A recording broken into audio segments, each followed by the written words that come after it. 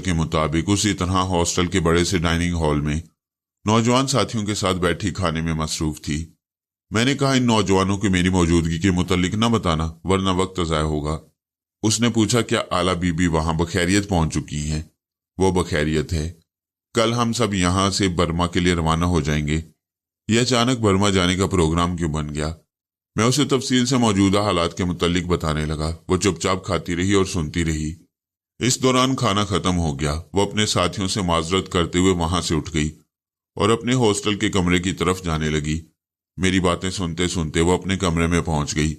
फिर उसने दरवाजे को अंदर से बंद करने के बाद एक कुर्सी पर बैठते हुए कहा, फरहाद, कल से अब तक 24 घंटे गुजर चुके हैं और इन 24 घंटों में बहुत सी बातें हो गई, लेकिन तुमने मुझे उन 12 कातलों के मुतल्लिक क्यों नहीं बताया, जिनमें से 2 खत्म हो चुकी हैं और 10 अभी तक तुम्हारी जान के पीछे हैं।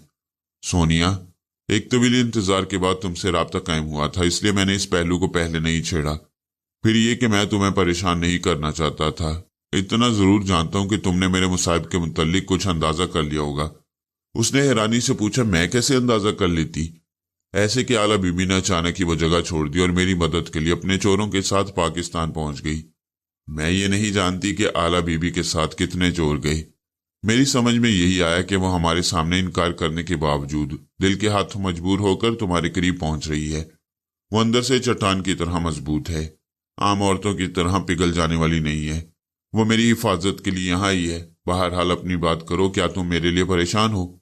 तुम जानते हो मौत बार बार हम दोनों की शारक के करीब पहुंचकर वापस चली गई। तुम्हारे लिए क्या परेशान होना है?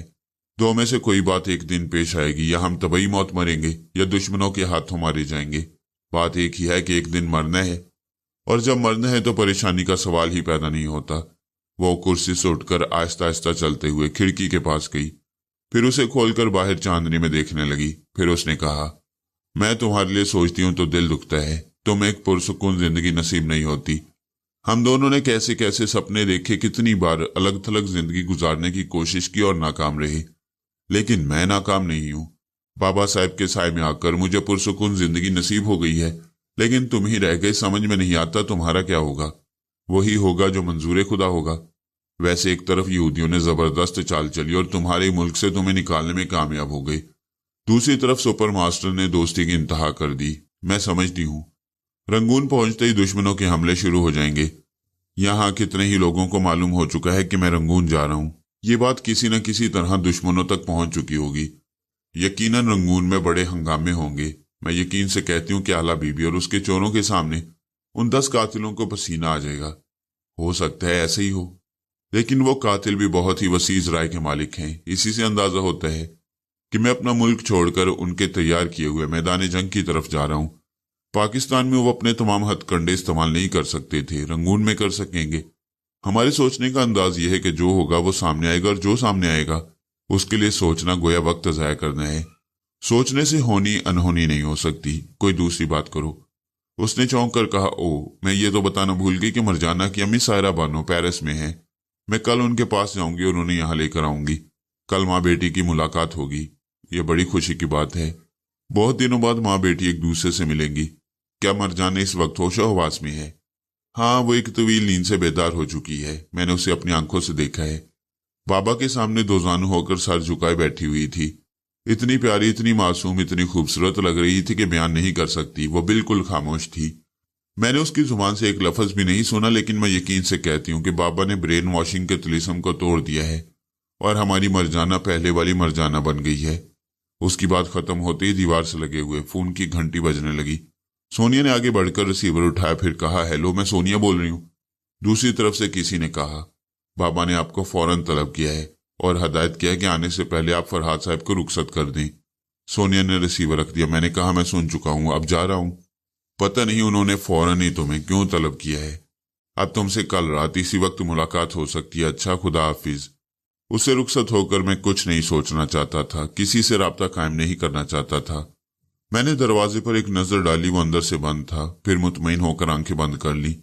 अपने दिमाग को हदायत दी कि सुबह 4 बजे मेरी आंख खुल जाए। इस दौरान कोई गैर मामूली बात हो और कमरे में कोई दाखिल होने की कोशिश करे तो मेरी आंख खुल जाए। सुबह 4 बजे मेरी आंख खुल गई। मैं बिस्तर से उठ गया, बाथरूम में जाकर मुंह हाथ धोया, फिर अपने कमरे में आकर अपने लिए एक लिबास का इंतखाब किया और उसे पहन लिया। इस दौरान मैंने सईद साहब के दिमाग में झांक कर देखा, वो गहरी नींद सो रहे थे। मैंने उन्हें बेदार किया। वो हड़बड़ा कर उठ बैठे, फिर कहने लगे, मैं रात 2 बजे तक बख्तावर साहब से बातें करता रहा, इसलिए अभी तक सो रहा था, वरना इरादा तो यही था कि सुबह 4 बजे बिस्तर छोड़ दूंगा। क्या वक्त हुआ है? 4:35। वैसे आप बख्तावर साहब से बातें कर रहे होंगे, मगर नजरें कहीं और भटक रही होंगी। वो मुस्कुराने लगे। क्या आपको मालूम है कि बख्तावर साहब के तमाम घर वालों को मैं अपने यहाँ ले आया हूँ? वो आना नहीं चाहते थे, मगर मेरे इसरार पर आ गए। अब हमारा क्या बनेगा? मुझे और रसवंती को यहाँ से कहाँ ले जाया जाएगा? मैंने इंतजामात कर लिए हैं। यहाँ के सिक्योरिटी ऑफिसर अपने मातहतों के साथ तुम्हें गाड़ी में बिठाकर एयरपोर्ट तक ले जाएंगे। वहीं करीब एक कोठी खाली कर दी गई है, तुम रसवंती भाभी के साथ वहां रहोगे। मैं शाहीना वगैरह को लेकर आ रहा हूं। मैंने शाहीना के दिमाग में झांक कर देखा तो मेरे दिल में उसके लिए मोहब्बत ही मोहब्बत के जज्बात मौजन होने लगे। वो पगली तमाम रात जागती रही थी और अब बावर्ची खाने में मेरे लिए सुबह का नाश्ता तैयार कर रही थी। बेगम बख्तावर भी उसका हाथ बटा रही थी। सलमा ने नन्ही शबाना को संभाल लिया था। गोया के किसी न किसी तरह सभी मेरी खातिर जाग रहे थे। मैंने सईद साहब से पूछा, आला बीबी और उसके मातहतों के पासपोर्ट और जरूरी कागजात के मुतल्लिक क्या हुआ? तमाम कागजात पर यहां से रवानगी की मोहर लग चुकी है। आला बीबी अपने साथियों के साथ जब चाहें एयरपोर्ट पहुंच सकती हैं, उन्हें कोई नहीं रोकेगा। मैं उनसे रुखसत होकर रसवंती के पास पहुंचा। वो बचपन ही से सुबह 4 बजे बेदार होने की आदी थी। इस वक्त लिबास बदलकर बिस्तर पर बैठ गई थी और एक वार्ड बॉय से कह रही थी, मैं बीमार नहीं हूं, मुझे अस्पताल में क्यों रखा गया है? मैं उसके दिमाग से वापस आ गया। अपने बिस्तर के सराहने रखे हुए टेलीफोन का रिसीवर उठाकर सिक्योरिटी ऑफिसर को इतला दी, मैं बेदार हो चुका हूं, यहां से चलने के लिए तैयार हूं, मादाम रसवंती भी तैयार हैं। मैंने रिसीवर रख दिया। तकरीबन 6 बजे मैं और रसवंती एक साथ अस्पताल में से निकले। उसने मुझे देखा लेकिन खामोश रही। जब हम एक कार की पिछली सीट पर बैठ गए तो उसने आहिस्तगी से पूछा, हमें कहाँ ले जाया जा रहा है? हमें ले जाने वाले सिक्योरिटी ऑफिसर और उसके मातहत सादा लिबास में थे। मैंने रसवंती की तरफ झुककर आहिस्तगी से कहा, ये चारों मेरे आदमी हैं। मैंने ऐसा जाल बिछाया कि हमारे फरार का रास्ता आसान हो गया है। यहां से हम एक कोठी में जाकर छुप जाएंगे। उसने परेशान होकर पूछा, अगर हम पकड़े गए तो? फिक्र न करो, जिस कोठी में हम छुपेंगे वहां मुझसे मिलने के लिए कुछ मर्द और कुछ औरतें आएंगी। तुम एक कमरे में रहना, बाहर न निकलना। जब तैयारा रनवे के एक हिस्से में पहुंचेगा तो हम वहां से निकलकर उस तैयारे में पहुंच जाएंगे। वो बेख्तियार अंग्रेजी में बोली, mister Kabir, you are very nice to me, I will. कहते कहते वो एकदम से रुक गई। फिर मेरी तरफ देखते हुए बोली, ये मैं अंग्रेजी में कैसे बोल लेती हूँ? कल रात को भी उस सिस्टर के सामने बेख्तियार मेरी जुबान से अंग्रेजी अल्फाज निकल गए थे। मैंने अनजान बनकर पूछा, क्या तुम अंग्रेजी नहीं जानती थी? बिल्कुल नहीं, मैं सिर्फ हिंदी जानती थी। तुम अंग्रेजी बोल रहे हो, इसके मायने समझ रही हो? बस बात में सर हिलाकर बोली, अच्छी तरह समझ रही हूँ, लेकिन हैरान हूं कि मुझे ये जुबान कैसे आ गई। तुम्हारी बातों से ये साबित होता है कि तुम्हें कोई बहुत बड़ा दिमागी हादसा पेश आया है। तुम अपनी पिछली बहुत सी बातें भूल गई हो। उन्हें सहूलत से रफ्ता रफ्ता याद करने की कोशिश करो। अपने दिमाग पर जोर ना डालो, एक दिन तुम्हें याद आ जाएगा कि तुम ये जुबान कैसे जानती हो। हमें एयरपोर्ट के करीब उस कोठी में पहुंचा दिया गया जो हमारे लिए मखसूस की गई थी। वहां बहुत से कमरे थे। मैं रसवंती के साथ उन कमरों और कॉरिडोर से गुजरता हुआ कोठी के पीछे आखिरी कमरे में आया। फिर मैंने उससे कहा, तुम इस कमरे में दरवाजे को अंदर से बंद करके आराम करो, जाने का वक्त आएगा तो मैं तुम्हें अपने साथ ले जाऊंगा। मैंने उसे कमरे में छोड़ दिया। उसने दरवाजे को अंदर से बंद कर लिया। मैं वहां से ड्राइंग रूम में पहुंचा। कोठी के आगे पीछे सादा लिबास में जवान नजर आ रहे थे। मैंने आला बीबी से कहा, क्या कर रही हो? मेरे बहुत से चोर एयरपोर्ट की तरफ गए हैं, हमें वहां जाने का इजाजतनामा मिल चुका है। मैं तुम्हारे इंतजार में बैठी हूं और तुम्हारे साथ एयरपोर्ट तक जाना चाहती हूं। मैंने उसको कोठी का पता बता दिया। उसी वक्त सईद साहब 2 गाड़ियों में बख्तावर साहब की पूरी फैमिली के साथ पहुंच गई। शाहीना ने मुझे देखते ही मुस्कुराकर सलाम किया। तमाम आने वालों के साथ सलाम दुआ के बाद हम ड्राइंग रूम में बैठ गए। शाहीना और सलमा खाने का सामान लेकर किचन की तरफ चली गईं। थोड़ी देर बाद वहां से हमारे लिए नाश्ता ले आईं। दूर ही से मुगलई पराठों की खुशबू आ रही थी। गर्मा गर्म पूरियां, भाजी, हलवा, जाने क्या क्या वो पका कर लाई थी। मैंने कहा, ये सब क्या उठा लाई हो? शाहीना ने मुस्कुराकर कहा, हम परदेश में हैं। मैं इससे ज्यादा कुछ न कर सकी। मगर ये तो बहुत कम है, इससे मेरा पेट कैसे भरेगा? मेरी बात पर सब हंसने लगे। शाहीना ने मुंह बनाकर कहा, आप लोग तो यूं हंस रहे हैं जैसे ये बहुत ही खुशी का मौका हो। हालांकि भाईजान हमसे जुदा हो रहे हैं। पता नहीं फिर कब मिलन होगा। उसकी बातें सुनकर सब खामोश हो गए। मैंने शाहिना को घूर कर कहा, यह क्या तुक है? रोने वालों को हंसाना बहुत मुश्किल है और हंसने वालों को रुलाना बहुत ज्यादा आसान है। तुमने अपनी बातों से सबको उदास कर दिया। शाहिना ने कहा, मैंने एक बात कह दी, मुजरिम बन गई, और आप इतने लोगों को उदास छोड़कर जा रहे हैं। अपने मुतल्लिक क्या कहते हैं? मैं मजबूरन जा रहा हूं और मैं बेख्तियार रोने पर मजबूर हूं। जब मैं रोती हूं तो मेरे आंसू क्यों पहुंचते हैं? क्या कोई औरत, कोई बहन, कोई बेटी जानबूझकर रोती है? बख्तावर ने कहा, नहीं बेटे, हम अभी हंस रहे थे तो ये हंसी बेख्तियार आई थी। इसी तरह आंसू भी आंखों में बेख्तियार आते हैं। ना कोई अपनी हंसी रोक सकता है, ना आंसुओं को आंखों के पीछे छुपा सकता है। हमने नाश्ता शुरू किया और बातें करने लगे। अचानक मुझे रसवंती का ख्याल आया। मैं फौरन ही उठ गया। एक प्लेट में उसके लिए अलग नाश्ता निकालने लगा। शाहिना ने पूछा, ये क्या कर रहे हो? मैं रसवंती को भूल ही गया था, वो एक कमरे में है, मैं उसे ये देकर आता हूं। शाहिना सोचती हुई नजरों से मुझे देखने लगी। सलमा ने कहा, आइए ना भाभी, हम रसवंती भाभी को देखें। सुना है बहुत खूबसूरत हैं। शाहिना आहिस्तगी से उठ गई, फिर मेरी तरफ हाथ बढ़ाकर बोली, प्लेट मुझे दे दीजिए, मैं ये नाश्ता देकर आती हूँ। देखो, तुम दोनों से भाभी न कहना। सईद साहब ने यह तो बता दिया होगा कि उसकी याददाश्त गुम हो गई है। वो मुझे फरहाद की हैसियत से नहीं पहचानती, वो मुझे कबीर बैदल समझती है। सईद साहब ने कहा, वो कुछ पूछे तो कह देना कि तुम दोनों इस कोठी में रहती हो और उसके लिए नाश्ता लेकर आई हो। बेगम ने उठते हुए कहा, चलो मैं भी उसे देख लूं, आखिर वो मेरी बहू है। वो तीनों चली गई। मैं फिर नाश्ता करने लगी और इस दौरान उनके दिमागों में भी झांकने लगी। मुझे फिक्र थी कि रसवंती इन लोगों को देखकर बेदक ना जाए, मेरे खिलाफ कोई राय कायम ना कर ली। रसवंती के कमरे में पहुंचकर सलमा ने दरवाजे पर दस्तक दी, फिर कहा, दरवाजा खोलो, हम तुम्हारे लिए नाश्ता लाए हैं। रसवंती ने खिड़की के पास आकर देखा, फिर औरतों को देखकर मुतमईन हो गई और दरवाजा खोल दिया। दरवाजा खोलते उन तीनों ने जब उसे देखा तो देखती ही रह गई। मैंने शाहिना के दिमाग की सोच पड़ी। वो हैरानी से सोच रही थी, मेरे खुदा, इतनी हसीन औरत। तभी तो मैं सोचूं कि भाईजान इसे छोड़ना क्यों नहीं चाहते। सलमा गुमसुम सी होकर उसे देखते हुए सोच रही थी, हाय, क्या ऐसा भी हुस्न होता है? या किसी मुसव्विर ने एक बहुत ही खूबसूरत ख्याली तस्वीर बना दी और मैं उसे देख रही हूं। बेगम ने कहा, तुम दोनों इसे खिलाओ, मैं अभी आती हूं। ये कहकर वो वहां से पलटकर तेजी से चलते हुए ड्राइंग रूम में पहुंची और बख्तावर साहब को मुखातिब करते हुए कहा, जी सुनते हो, जरा बहू को चलकर देखें, खुदा की कसम, क्या रंग है, क्या रूप है। चेहरे के नक्श ऐसे हैं कि आंखों के सामने तस्वीर खिंच जाती है। उसे देखो तो और कुछ दिखाई नहीं देता। बख्तावर ने कहा, भाई इतनी तारीफें न करो, हम सब उसे बेख्तियार देखने जाएंगे तो हमारी जुबान से कोई ऐसी बात निकल जाएगी कि राज फाश हो जाएगा। वह समझ लीजिए कि हम सब फरहाद के रिश्तेदार हैं। बेगम ने कहा, मैं कोई मुंह देखी तारीफ नहीं कर रही हूं। मेरी इतनी उम्र गुजर गई बेटे फरहाद, तुम इसे कहां से ढूंढ लाए हो? मैंने हंसते हुए कहा, यह खुदा की देन है। मैं जब रसवंती की तारीफें सुनता हूं तो मुझे बेहद खुशी होती है। हकदार को उसका हक मिलना चाहिए। सोनिया अपनी सलाहियतों की वजह से अजीम है, उसकी जितनी भी तारीफें की जाएं कम है। उसी तरह रसवंती रूप, रंग और नाक नक्शे के एतबार से लाजवाब है। आप सच पूछें तो मैंने आज तक रसवंती जैसी कोई दूसरी हसीन सूरत नहीं देखी। यूं तो दुनिया में तरह तरह के हुस्न बिखरे पड़े हैं। बख्तावर ने कहा, अब इन लड़कियों से कहो कि हमारे लिए चाय की फिक्र करें। जब हमारी बहू यहां से एयरपोर्ट के लिए रवाना होगी तो हम उसे देख लेंगे। चंद मिनट के बाद चाय हाजिर हो गई। शाहिना भी आ गई थी और अब मुझसे लगी बैठी थी। 8:25 पर इतलाई के हमारा जहाज पहुंच गया है। उस जहाज को कॉर्नर रनवे पर ठहरने के लिए 1 घंटे का वक्त दिया गया है। मैंने अपनी जगह से उठते हुए कहा, इसका मतलब यह हुआ कि अब मुझे जाना होगा। शाहिना मुझसे लिपटकर अचानक ही रोने लगी। मैं उसे थपक थपक कर तसल्लियां देने लगा। उसी वक्त एक गाड़ी कोठी के सामने आकर रुकी। मैं आला बीबी का मुंतजिर था। उसके दिमाग में झांक कर देखा तो वही उस गाड़ी में आई थी। मैंने सईद साहब से कहा, आला बीबी है, उसे यहाँ आने की इजाजत दे दें। सईद साहब बाहर चले गए। थोड़ी देर बाद आला बीबी आई। मेरे चारों तरफ रिश्तेदारों की भीड़ देखकर ठिठक गई। मेरे आसपास सभी लोग उसे गुमसुम होकर देखने लगे। वो अपने असली रूप में थी और ऐसे वक्त में वो हल्के गुलाबी रंग का लिबास पहनती थी।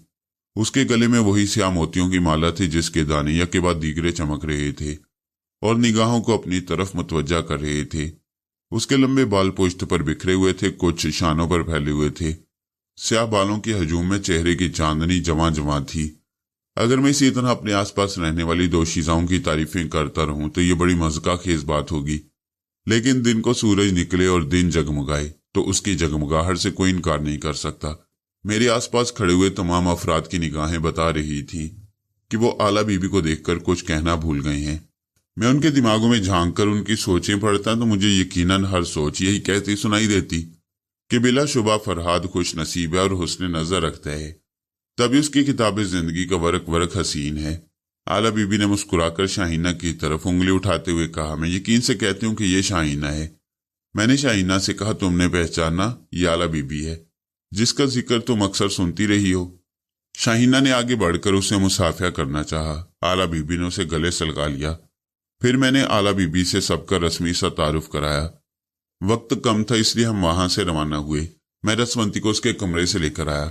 बख्तावर, जुबैर और मंसूर उसे वाकई हैरानी से और तारीफी नजरों से देखने लगे थे। जब हम कोठी से बाहर निकले तो शाहीना ने मेरे बाजू को झंझोड़ते हुए कहा, मैं आपके साथ जहाज तक जाऊंगी। मैंने सईद साहब से कहा, आप तो इस पगली की दीवानगी जानते हैं, कुछ कीजिए। सईद साहब ने कहा, कोई बात नहीं, शाहीना मेरे साथ चली जाएगी, कोई एतराज नहीं करेगा। बाकी सबको यहीं से अलविदा कह दें। बाहर हाल बहालते मजबूरी सब ने मुझे वहीं से अलविदा कहा। हम मुख्तलिफ गाड़ी में बैठकर एयरपोर्ट पहुंच गए। वीआईपी लाउंज से निकलकर रनवे पर आए। दूर ही से उस जहाज पर जिली हरूफ में सोनिया का नाम नजर आया। शाहीना ने खुश होकर कहा, अल्लाह, मेरी भाभी का नाम इस जहाज पर कितना अच्छा लग रहा है। मैंने उसके दिमाग में कहा, जरा मोहतात रहो, रसवंती के सामने सोनिया को भाभी वगैरह न कहो। हालांकि वो सोनिया को भी भूल चुकी है, लेकिन एहतियात लाजमी है। उसी वक्त मैंने दाएं तरफ सोनिया को होले होले बुड़बुड़ाते हुए सुना। वो कह रही थी, सोनिया। फिर जहाज की तरफ देख रही थी। ऐसा लगता है जैसे ये नाम मैंने कहीं सुना है। मैंने पूछा, कहाँ सुना है? वो एक हाथ से अपनी पेशानी को रगड़ने लगी। मैंने कहा, दिमाग पर जोर ना डालो, कोई बात याद करना हो तो सहूलत से करो और याद ना आए तो उसे भूल जाने की कोशिश करो। रफ्ता रफ्ता सब ठीक हो जाएगा। एक चोर ने आकर आला बीबी के सामने अटेंशन होते हुए कहा, हमने खुसूसी आलात के जरिए जहाज को पूरी तरह चेक किया है, कोई खतरे की बात नहीं है। ईंधन इतना है कि हम बर्मा ही नहीं, हांगकांग तक भी जा सकती हैं। आला बीबी ने सर को हिलाया, फिर आगे बढ़ गई। हम उसके पीछे चल रहे थे। जहाज के करीब पहुंचकर सब जीने के जरिए चढ़ने लगे। आला बीबी ने रसवंती का हाथ थाम लिया और उसे अपने साथ ले गई। मैंने शाहीना के हाथों को अपने दोनों हाथों में लेकर कहा, मेरी बहन, मैं जा रहा हूं। तुम्हारी दुआएं साथ रहेंगी तो मैं हर खतरे से निकल आऊंगा और जल्द ही तुमसे मिलूंगा। वो रो रही थी और यूं रो रही थी कि उसकी जुबान से कोई लफ्ज अदा नहीं हो रहा था। मैंने उसे सीने से लगाया, उसकी पेशानी को बोसा दिया, उसके सर पर हाथ फेरा। फिर सही साहब ने शाहीना का हाथ थामते हुए कहा, अब फरहाद को जाने दो। उन्होंने मुझसे मुसाफिया किया। फिर मैं शाहीना को अलविदाई नजरों से देखते हुए तैयारे के अंदर पहुंच गया। मेरे पहुंचते ही वहां से सीढ़ी हटाई जाने लगी। दरवाजा बंद हो गया। तैयारे का अंदरूनी माहौल यूडी क्लोन से मुअत्तर था। मैं उसका जायजा लेना चाहता था। उसी वक्त स्पीकर से आवाज सुनाई दी, जनाब फरहाद अली तैमूर साहब, मैं आपके तैयारे का पायलट वॉइड करेक्टर आपसे मुखातिब हूं। इस तैयारी की परवाज का वक्त 10:15 है। उससे पहले आप मेरे दिमाग में पहुंचकर मुतमईन हो जाए मैं आपका खादिम हूं और आपके हुक्म की तामील करना मेरा अव्वलीन फर्ज है। ये कहकर वो खामोश हो गया। मैं उसके दिमाग में पहुंच चुका था और अपने तरीक़ेकार के मुताबिक उसके दिमाग के शऊरी और गैर शऊरी खानों में पहुंच रहा था। उसके चोर ख्यालात पढ़ रहा था। हर इंसान अपने दिमाग के अंदर कुछ ना कुछ छुपा कर रखता है। उसने बहुत कुछ छुपाया था, लेकिन उसकी चोरी का ताल्लुक कुछ रोमांस से था, कुछ अपना जाती मामलात से था। मैं पूरी तरह मुतमईन हो गया।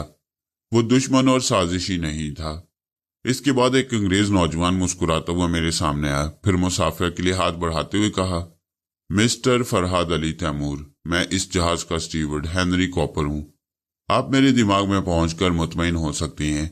फिर एक नौजवान औरत मेरे पास आई। उसने भी मुस्कुराते हुए मुसाफिर के लिए हाथ बढ़ाते हुए कहा, मैं इस तैयारी की एयर होस्टेस ललिता हूं। आप मुझसे भी मुतमईन हो सकती हैं। मैंने उन दोनों से कहा, तुम मेरे साथियों को अटेंड करो, मुझे जो मालूमात हासिल करना होंगी वो कर लूंगा। वो चले गए। मैं उसी जगह खड़ा सर घुमाकर इधर उधर तैयारी को यूं देखने लगा जैसे मुआयना कर रहा हूं।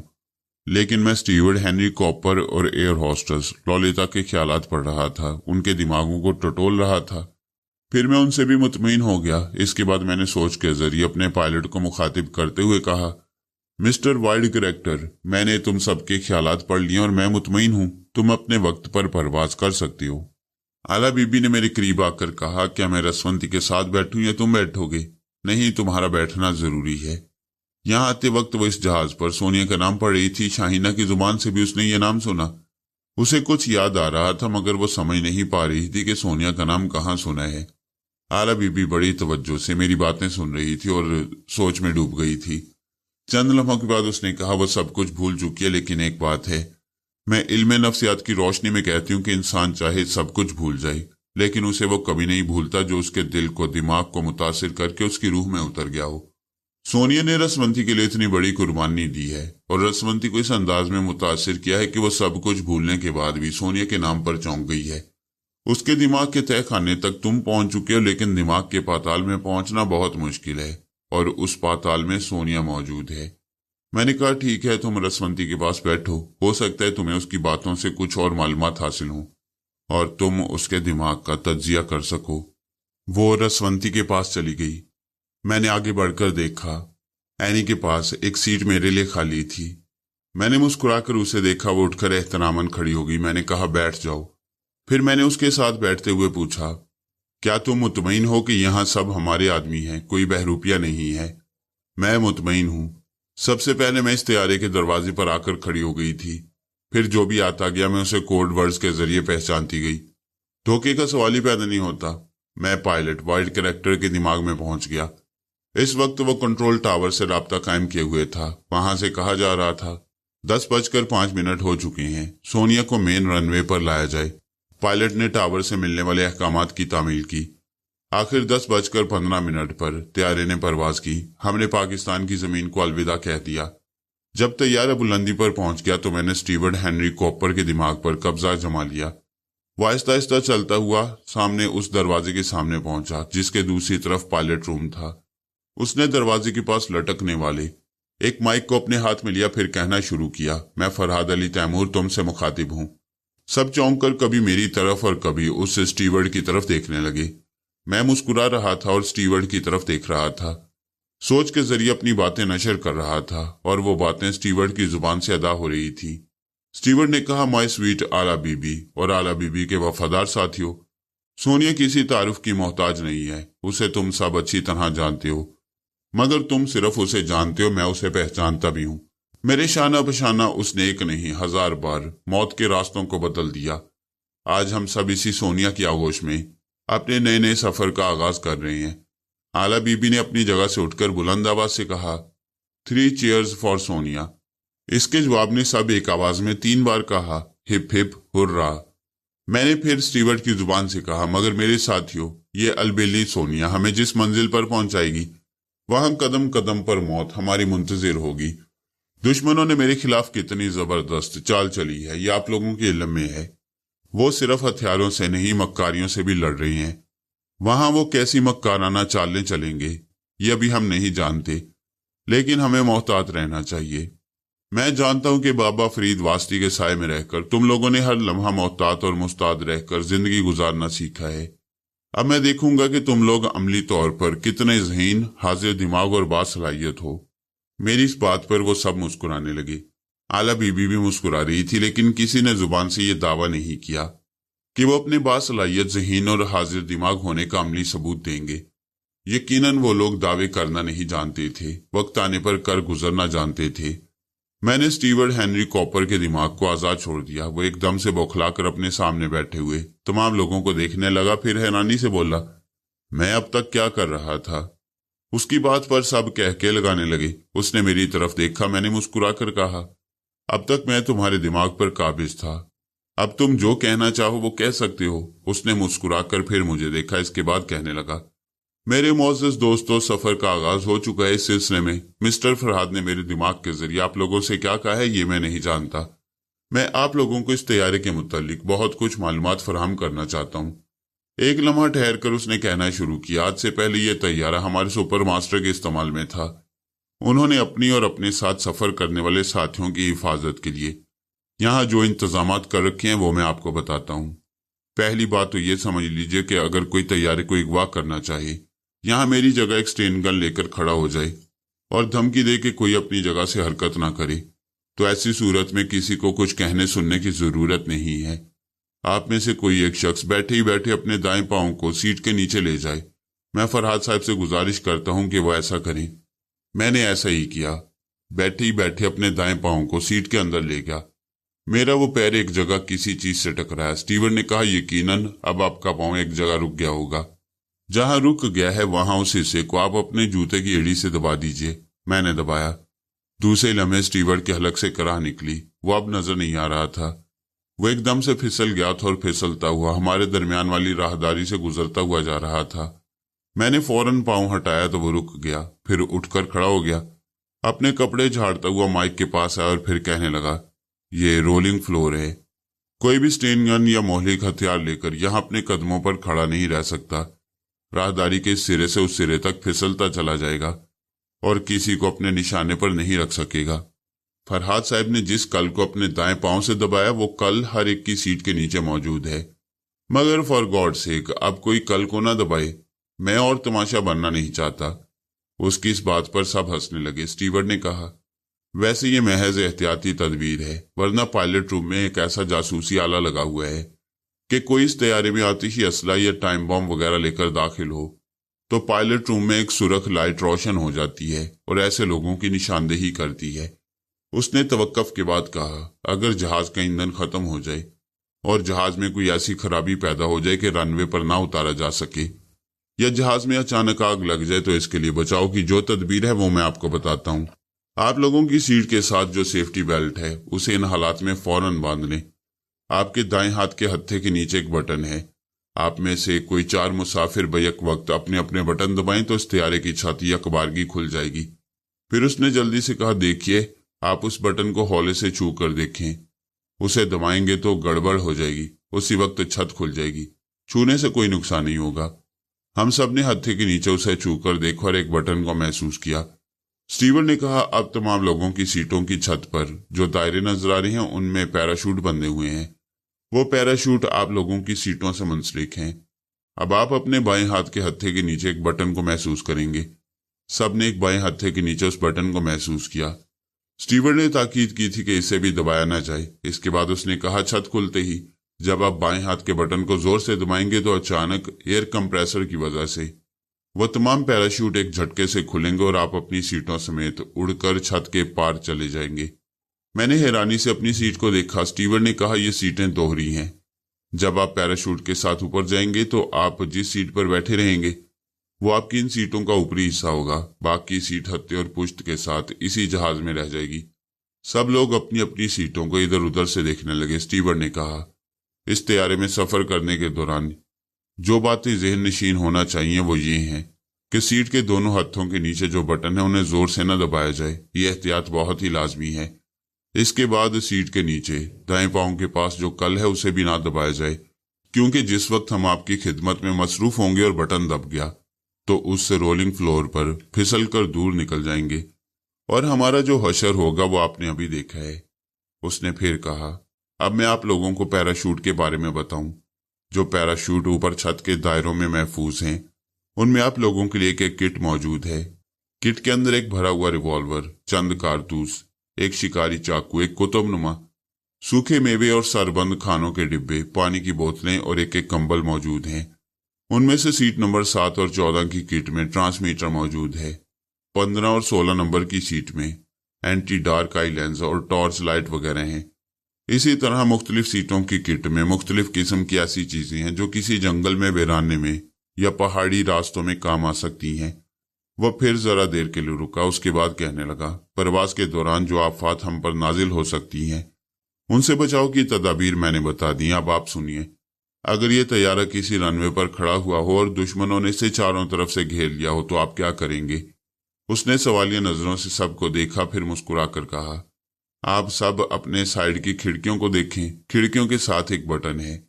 आप अपनी अपनी खिड़की के बटन दबाएं। सब ने इस पर अमल किया। बटन दबते ही खिड़कियों पर आहनी चादरें चढ़ गई। स्टीवर्ड ने कहा, ये चादरें इस पूरे तैयारे की बैरूनी बॉडी की तरह बुलेट प्रूफ हैं। बाहर से जितनी भी फायरिंग होगी आप महफूज रहेंगे, लेकिन आप बाहर वाले दुश्मनों को देख सकेंगे। उसने फिर सवालिया नजरों से देखा, उसके बाद कहा, मैं आप लोगों को ये बता दूं कि इस तैयारे में सबसे अहम 7 नंबर की सीट है और इस वक्त उस सीट पर आला बीबी बैठी हुई हैं। एक चोर ने खुश होकर हाथ उठाते हुए कहा, और आला बीबी इज लकी। स्टीवर्ड ने कहा, मैं आला बीबी से दरख्वास्त करता हूं कि वो अपने सामने वाली सीट के पुश्त पर लगे हुए एक बटन को दबाएं। आला बीबी ने उस बटन को दबाया।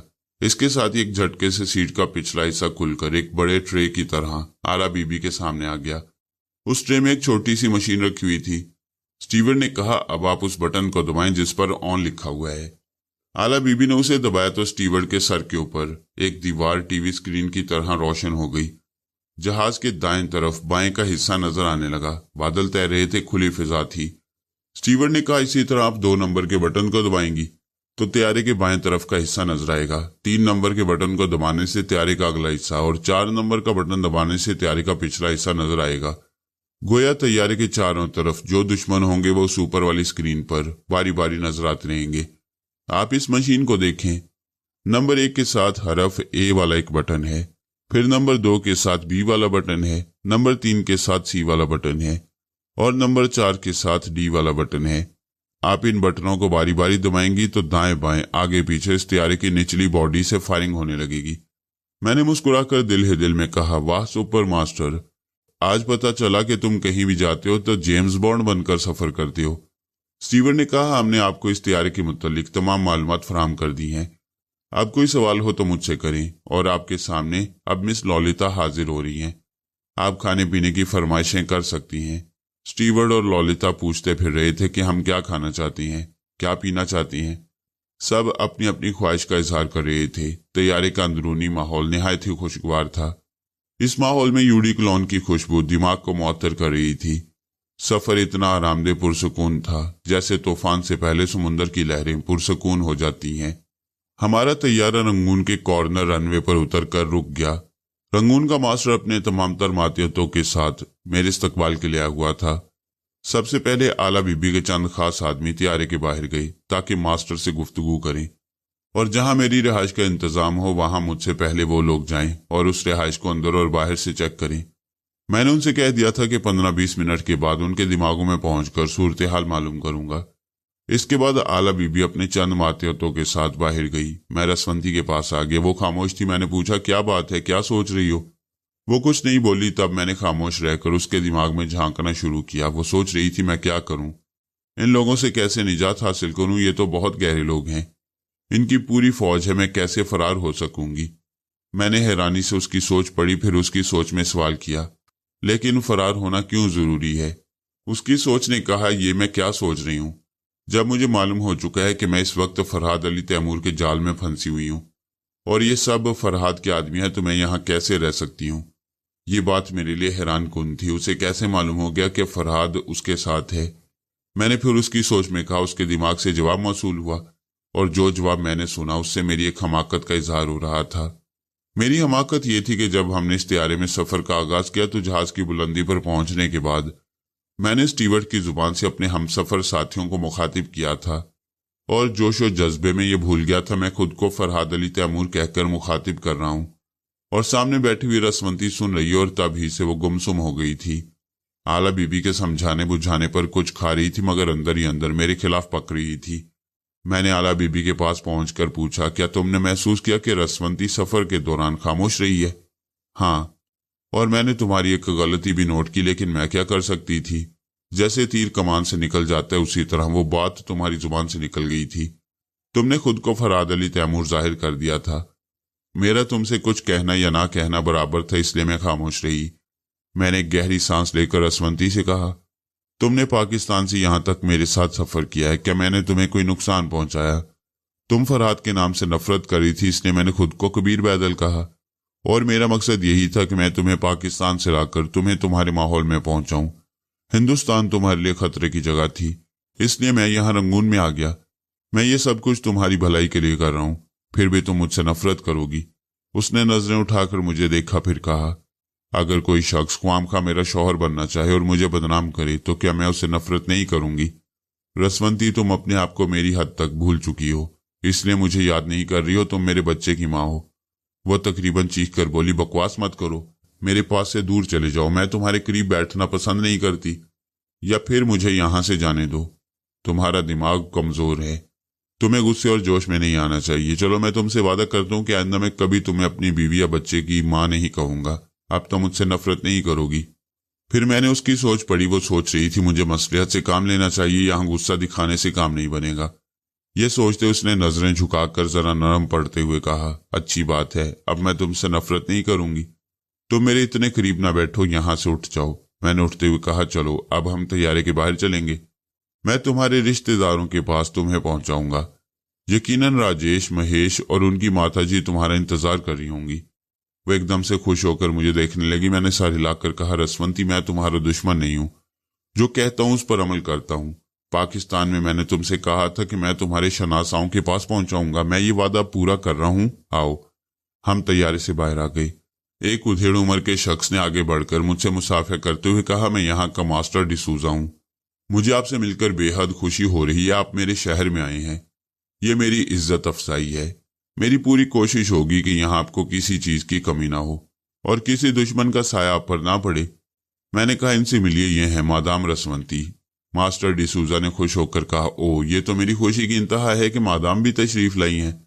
रसवंती ने दूर तक इधर उधर देखते हुए पूछा, राजेश और महेश नजर नहीं आ रहे हैं? तो मेरे साथ चलो, वो हमारे पास आ जाएंगे। फिर मैंने मास्टर से कहा, 1 मिनट की मोहलत चाहता हूं, जरा अपने आदमियों की खबर ले लूं। ये कहकर मैंने आला बीबी को उन चोरों से राब्ता कायम किया जो मेरी रिहाइशगाह को चेक करने गए थे। उन्होंने कहा, जनाब, हम मुतमईन हैं, आप यहाँ आ सकती हैं।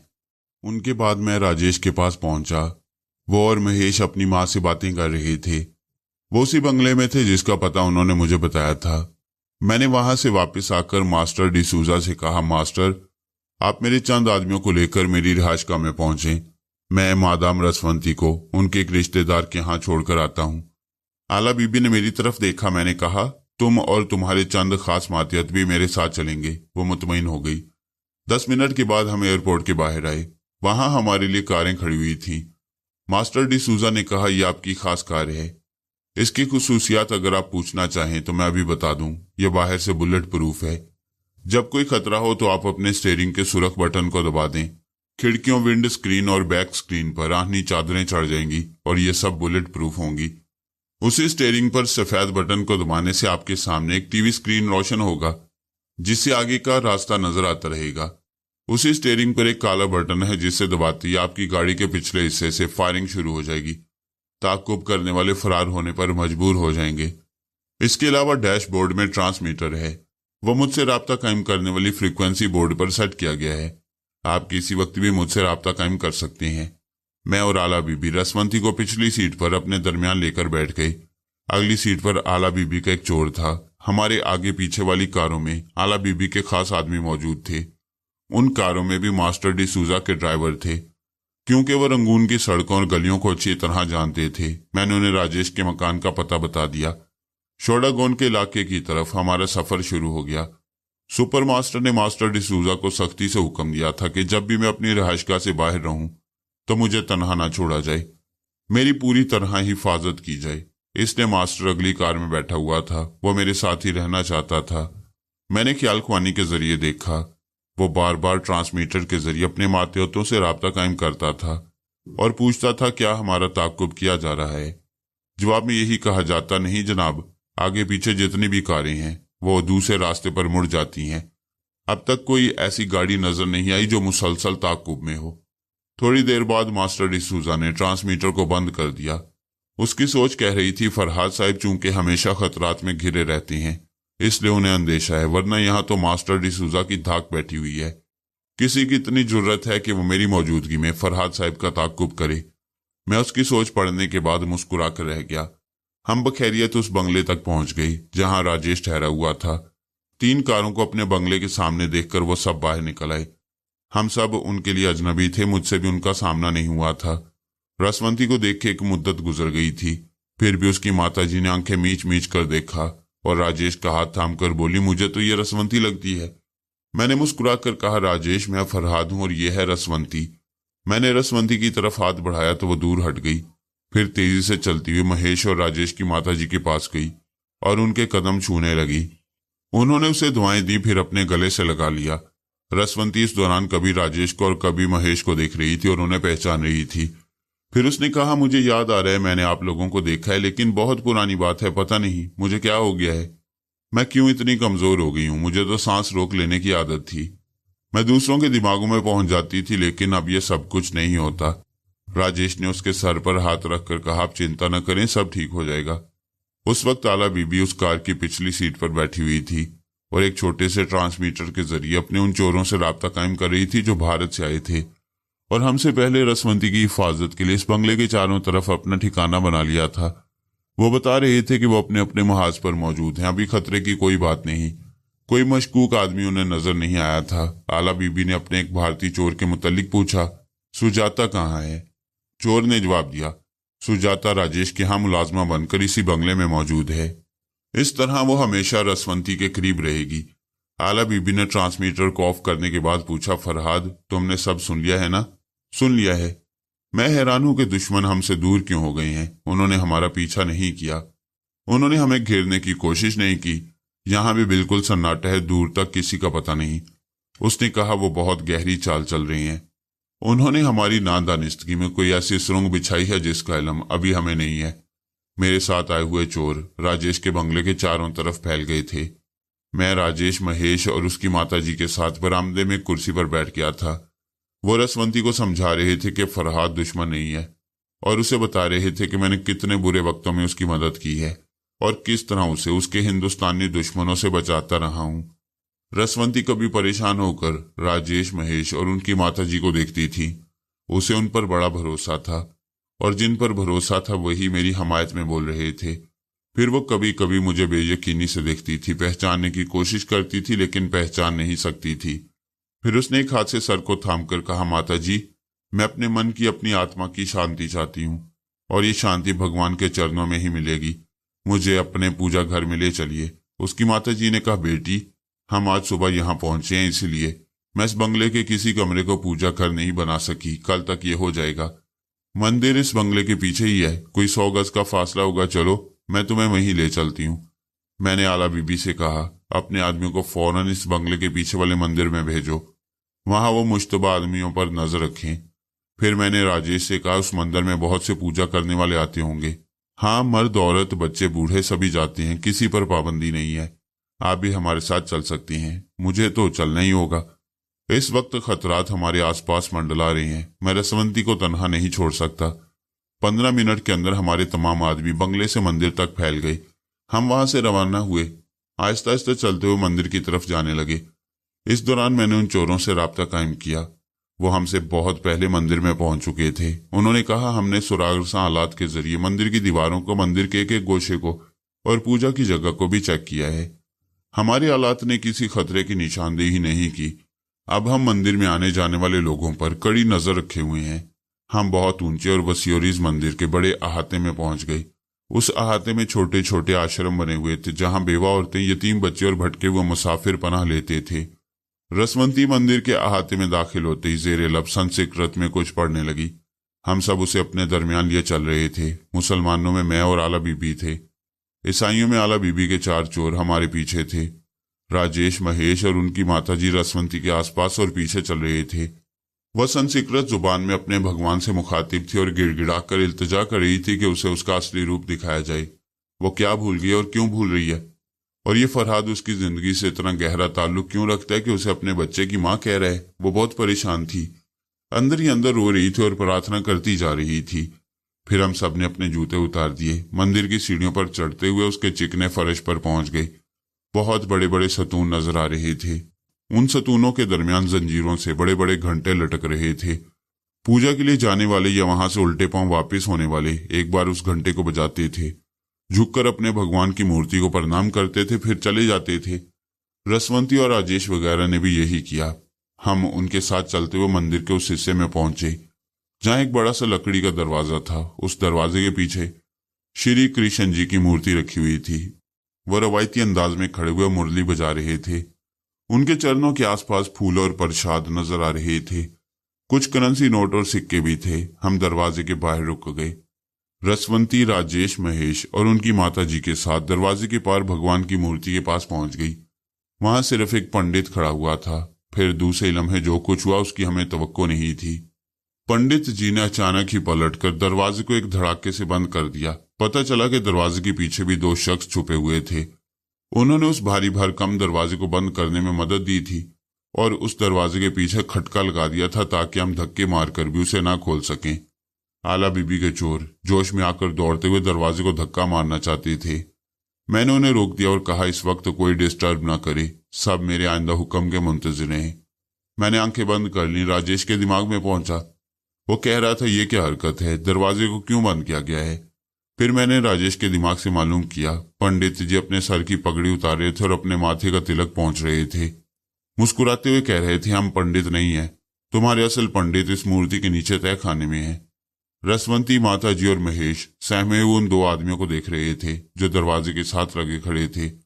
उनके हाथों में रिवॉल्वर थे। नकली पंडित ने कहा, अब मैं फरहाद से मुखातिब हूं, अगर वो तुम में से किसी के दिमाग में मौजूद हो तो मुझसे बातें करे। मैंने कहा, हाँ मैं मौजूद हूं, बोलो। उसने कहा, हम कल से तुम लोगों के मोहतात रहने का तमाशा देख रहे हैं।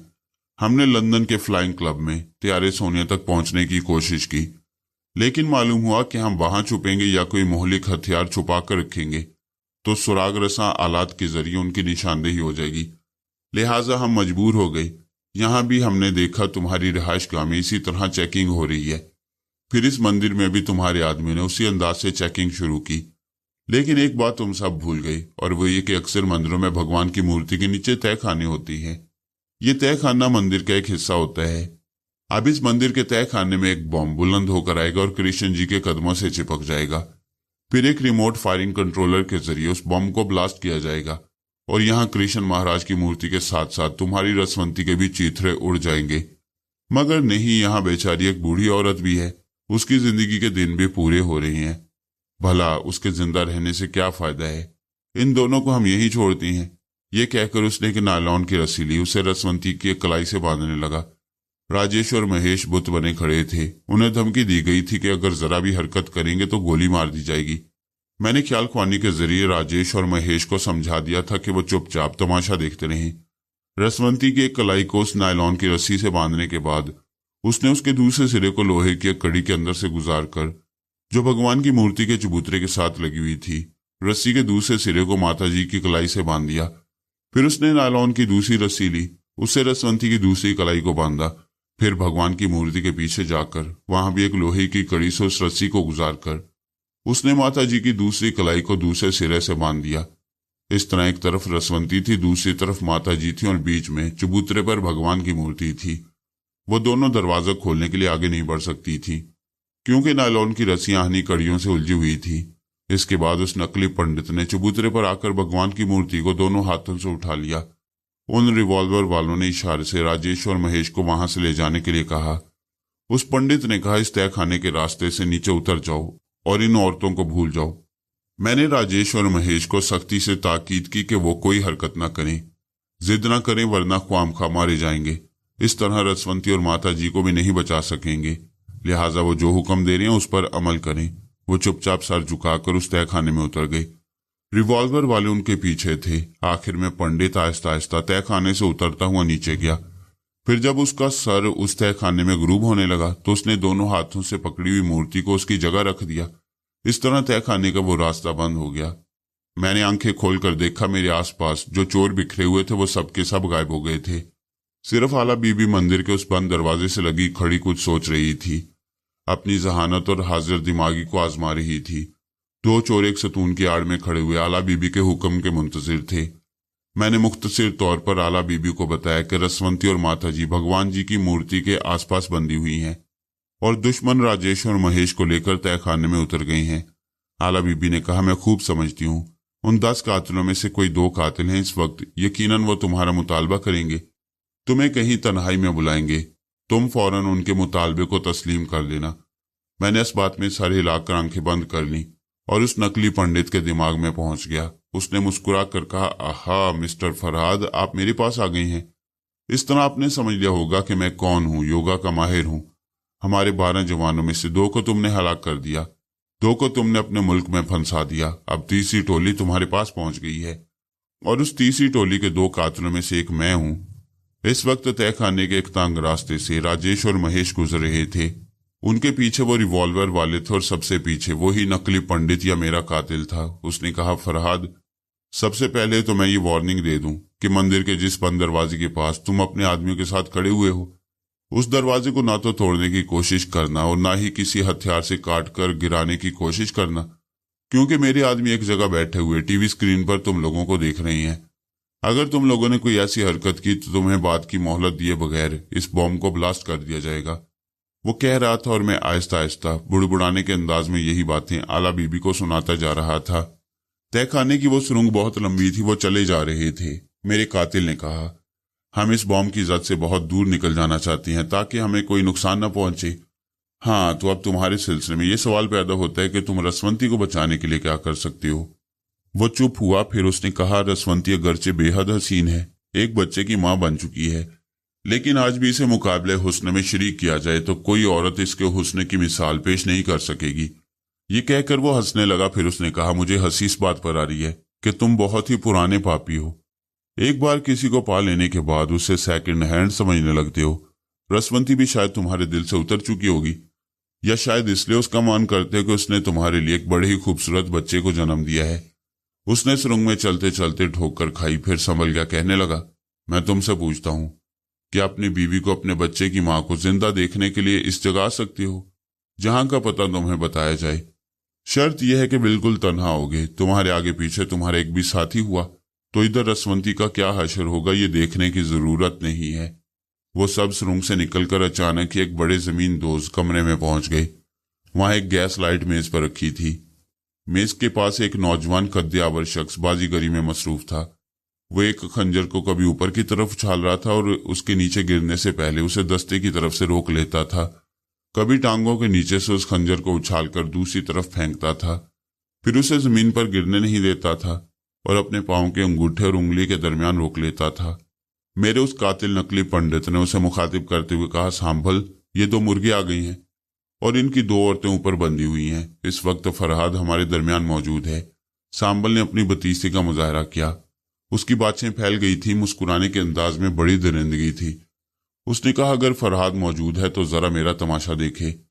उसने खंजर को नोक से पकड़ा, फिर राजेश की तरफ निशाना लेते हुए इस अंदाज में खंजर को फेंका कि वो खंजर पंखे की तरह दायरे में गर्दिश करता हुआ राजेश तक गया। राजेश ऐसा बुखला गया था कि उससे बचना भूल गया था, लेकिन वो खंजर उसके सर के ऊपर से घूमकर फिर सांभल के पास आया और सांभल ने उसे दस्ते की तरफ से रोक लिया। उसने बड़ी सफाकी से हंसते हुए कहा, फरहाद, अगर मैं चाहता तो यह खंजर जरा नीचे की तरफ गर्दिश करता हुआ जाता और इसकी गर्दन तन से अलग हो जाती। खंजर जनी में मेरा कोई सानी नहीं है। जब तुम मेरे सामने होगे तो यही खंजर गर्दिश करता हुआ तुम्हारे दिल की तरफ जाएगा। मैं चाहूंगा तो वो खंजर पेवस्त होगा, नहीं चाहूंगा तो मेरे पास मेरी हथेली तक वापस आ जाएगा। आओ फरहाद, आओ, तुम दम तोड़ते तोड़ते खंजर का रक्स देखोगे। उस नकली पंडित ने कहा, सांबल, मैंने फरहाद से सवाल किया है, वो रसवंती को जिंदा देखना चाहता है या नहीं। अगर देखना चाहता है तो हमारे बताए हुए पते पर बिल्कुल तन्हा पहुंच जाए। सांभल ने एक जोर का कहका लगाने के बाद उसे मुखातिब करते हुए कहा, मिस्टर लॉरेंस अब्दुल्ला, तुम आधे मुसलमान हो आधे यहूदी हो। इतना तो यकीनन जानते हो कि अय्याश आदमी के लिए औरत की कदर चंद रोजा होती है। भला फरहाद की नजरों में रसवंती की क्या अहमियत होगी। रह गया बच्चा तो बच्चे को इसने छुपाकर इत्मीनान कर लिया है कि कोई वहां तक नहीं पहुंच सकेगा, मगर हम पहुंचेंगे। लॉरेंस अब्दुल्ला ने पूछा, तुम कहना क्या चाहते हो। वो तेजी से पलटकर लॉरेंस से दूर हो गया, फिर वहां से पलटकर बोला, आज मैं देखूंगा कि मैं कितनी मजबूत चट्टान हूं और फरहाद कैसा बिफरा हुआ समुंदर है। मैं टूट जाऊंगा या वो समुंदर की झाग की तरह बैठ जाएगा। फिर उसने एक तरफ खला में उंगली उठाते हुए कहा, फरहाद, तुमसे एक सवाल है। तुमने एक हिंदू दोशीजा को अपनी मोहब्बत के जाल में फंसाया, उसकी इज्जत से खेला, उसे अपने बेटे की मां बनाया। तुम उस औरत को एक बासी खाना समझकर फेंक सकते हो, लेकिन तुम्हारी तहजीब, तुम्हारे इस्लामी कवानीन क्या कहती हैं। क्या वही औरत जिसकी इज्जत से तुम खेल चुके हो, जो इस वक्त अपने भगवान के चरणों से लगी बैठी है। वो भगवान जो जिंदगी देता है, उसके कदमों तले मौत है। उस मौत को भगवान नहीं, सिर्फ तुम टाल सकते हो, सिर्फ तुम। उसने हाथ के इशारे से बुलाने के अंदाज में कहा, आ जाओ फरहाद, आ जाओ। शहर से 45 किलोमीटर दूर दरिया अरावदी के साहिल पर एक सुरख रंग का पेगोडा है। हम उस पेगोडा में तुम्हारा इंतजार करेंगे। उसकी उंगली खला में उठी हुई थी। उसने एक उंगली के इशारे से बुलाने के अंदाज में कहा, आओ मगर तन्हा। जिधर वो इशारा करते हुए मुझे तस्वुर में देख रहा था, उधर उसने अपने खंजर को फेंका। वो खंजर गर्दिश करता हुआ गया, फिर वापस आकर उसकी हथेली तक पहुंच गया। फिर उसने कहा, आओ मगर 90 मिनट के अंदर। 91 मिनट पर रसवंती के साथ तुम्हारी इस्लामी गैरत के चीथड़े उड़ जाएंगे। मैंने देखा, बूढ़ी माता जी का सर भगवान के चरणों पर टिका हुआ था। रसवंती की जुल्फें बिखरी हुई थी। वो सर उठाए भगवान श्री कृष्ण जी को तक रही थी। कृष्ण मुरारी के होंठों पर असली तबस्सुम था। वो बड़े सुकून से, बड़ी शांति से मुरली बजा रहे थे। उनकी मुरली की धुन पर राधा खिंची चली आती थी। मेरी राधा उनके कदमों से बंधी हुई थी। मैंने तड़प कर कहा, मैं आ रहा हूं। मैंने आला बीबी को देखा।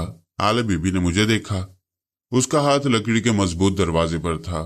वो दरवाजा शायद रसवंती की मौत के बाद भी ना टूट सकता, और हम तोड़ना चाहते तो दूर बैठे हुए दुश्मन हमें किसी स्क्रीन पर देख लेते। हम दोनों ने वो जगह छोड़ दी, आगे बढ़ गए, जरा दूर चले गए ताकि स्क्रीन पर नजर न आए। फिर आला बीबी ने एक छोटा सा ट्रांसमीटर निकाला और किसी से राब्ता कायम करते हुए कहा, किसी मुकामी बाशिंदे को कुछ रकम देकर अपने साथ लो और शहर से 45 मील बाहर दरिया अरावदी के साहिल पर जाओ। वहां सुरख रंग का एक पैगोडा है। वहां वो दोनों कातिल फरहाद का इंतजार कर रहे हैं। वो मुकामी बाशिंदा वहां तक तुम्हारी रहनुमाई करेगा। अपनी टीम को साथ ले जाना और पैगोडा को चारों तरफ से घेरने की कोशिश करना। एक चोर ने पास आकर कहा, मादाम, हम मंदिर के पिछले हिस्से की खुदाई कर रहे हैं। मैं और आला बीबी उसके साथ मंदिर के पिछले हिस्से की तरफ गई। वहां कई चोर थे, कुदाल और बेलचा से मिट्टी खोद रहे थे। एक ने बड़ा सा कागज फैलाकर आला बीबी से कहा, मैंने मंदिर के अंदरूनी हिस्से का यह नक्शा बनाया है। ये मंदिर का पिछला हिस्सा है। इससे जाहिर होता है कि जहां भगवान की मूर्ति रखी हुई है उसके बाद मंदिर का वो हिस्सा है। उसने हाथ के इशारे से मंदिर के एक तरफ बताया। फिर नक्शे पर झुकते हुए कहा, अगर हम यहां से खुदाई करना शुरू करें तो तकरीबन 19 फुट की गहरी खुदाई के बाद 6 फुट की सुरंग हमें नजर आ जाएगी। मैंने पूछा, तुम्हें कैसे मालूम हुआ कि 19 फुट तक खोदना होगा? मैंने उस मंदिर के एक पंडित से मालूम किया। वो बता रहा था कि तय खाना 25 फुट गहरा है। एक अंदाजे के मुताबिक वहां की सुरंग 6 फुट ऊंची होगी। उस हिसाब से अगर हम 19 फुट की गहराई तक खोदते चले जाएं तो सुरंग में पहुंच जाएंगे। यहाँ आला बीबी के चोर बड़ी जहानत, बड़ी हाजिर दिमागी और बड़ी तेज रफ्तारी से काम दिखा रहे थे और सही मुकाम पर पहुंचने की कोशिश कर रहे थे। आला बीबी ने पूछा, क्या 90 मिनट के अंदर ये खुदाई मुकम्मल हो जाएगी? और अब तो 90 मिनट भी नहीं रहे। मैंने घड़ी देखते हुए कहा, हाँ, 15 मिनट गुजर चुके हैं। तो मुझे उस पंडित से मिलाओ, मैं उससे बात करना चाहता हूँ। वो मेरे साथ मंदिर के अंदर आया। वहां पेच दर पेच राहदारियां थी और छोटे छोटे कमरे बने हुए थे।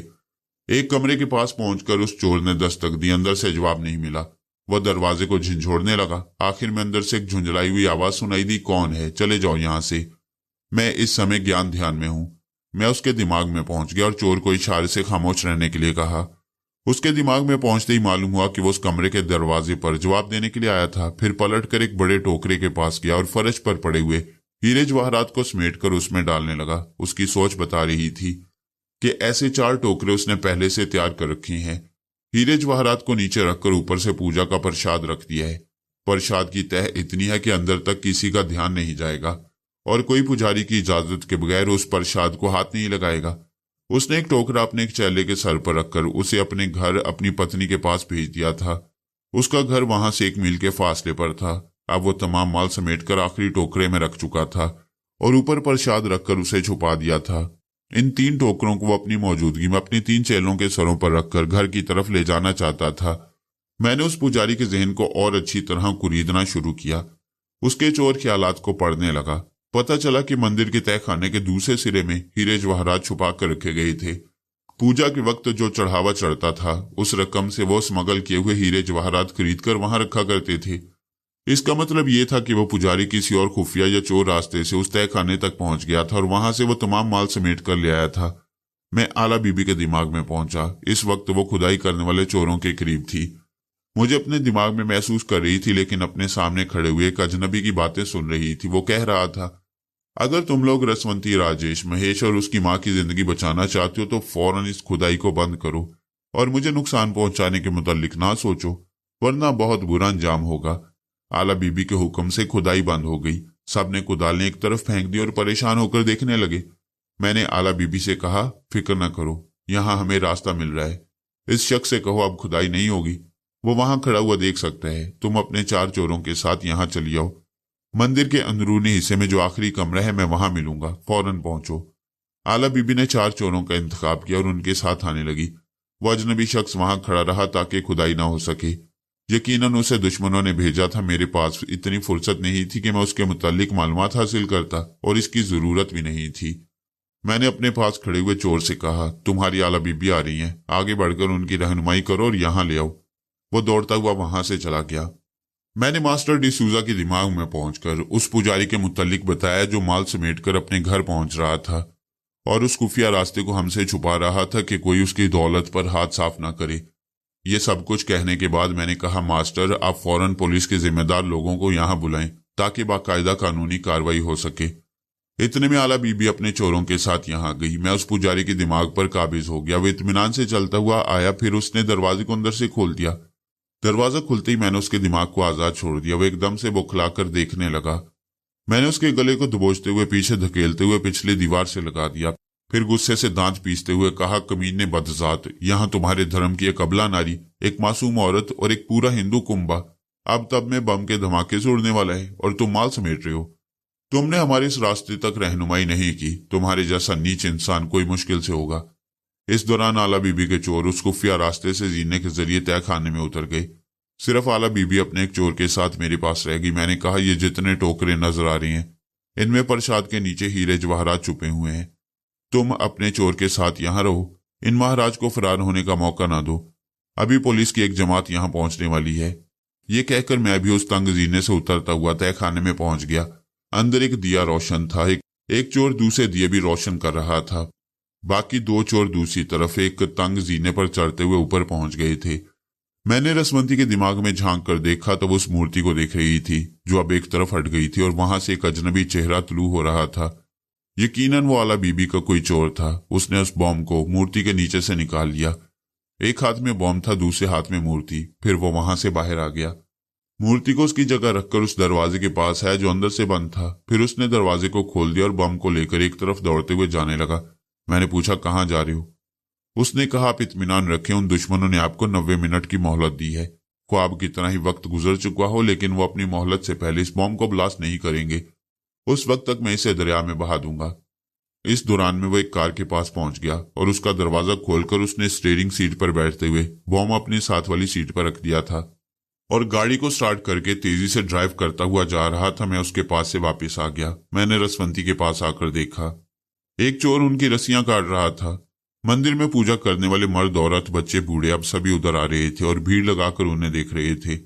राजेश की मां रो रो कर दुहाई दे रही थी और कह रही थी, मेरे बच्चों का क्या होगा? उन्हें मेरे पास बुलाकर लाओ, नहीं तो मैं मर जाऊंगी। चोर ने कहा, आप इत्मीनान रखिए माँ जी, आपके बेटी भी आपको जिंदा सलामत मिलेंगे। मैंने राजेश के दिमाग में पहुंचकर देखा, वो और महेश उसी तय खाने के बड़े कमरे में 2 कुर्सियों पर बंदे बैठे थे। वो दोनों रिवॉल्वर वाले उनसे दूर दूर कुर्सियों पर बैठे उन्हें देख रहे थे और बेजार हो रहे थे। मैंने राजेश और महेश से कहा, इनसे बातें करने की कोशिश करो, किसी तरह इनकी जुबान खुलवाओ।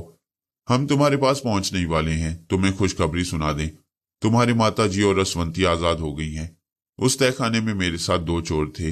एक ने अपने हाथ में दिया उठाया और मेरे आगे चलने लगा। दूसरा चोर मेरे पीछे था। हम एक सुरंग से गुजरते हुए दबे पांव आगे बढ़ने लगे। मैंने राजेश के पास पहुंचकर देखा, वो उन रिवॉल्वर वालों से कह रहा था, भाई हमें तो मरना ही है, कम से कम सिगरेट बीड़ी तो हमें पिला दो, कुछ बात करो ताकि वक्त गुजरे। महेश ने कहा, भैया ये बात नहीं करेंगे, इन्हें डराया गया है कि कोई फरहाद अली तैमूर दिमाग में पहुंचकर जान से मार डालता है।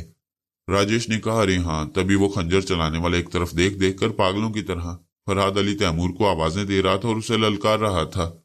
उसे कहीं से बुला रहा था जैसे वो कोई इंसान ना हो, देवता हो, और उसकी बातें कहीं आकाश की बुलंदियों पर बैठकर सुन रहा हो। महेश ने कहा, भैया मैं समझ गया। राजेश ने पूछा, क्या समझे?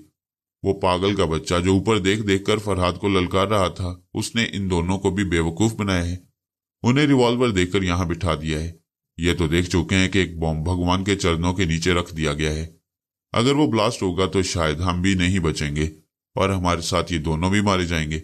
और अगर उस बॉम्ब का असर यहां तक ना हुआ, तब भी बॉम्ब फटने के बाद जब पुलिस वाले तहखाने में उतरेंगे तो यहां हम चारों को पाएंगे। फिर इन दोनों का क्या होगा? वो दोनों रिवॉल्वर वाले एक दूसरे को सवालिया नजरों से देखने लगे। राजेश मेरी सोच के मुताबिक कहने लगा, मैं समझ गया, ये किराए के लोग हैं।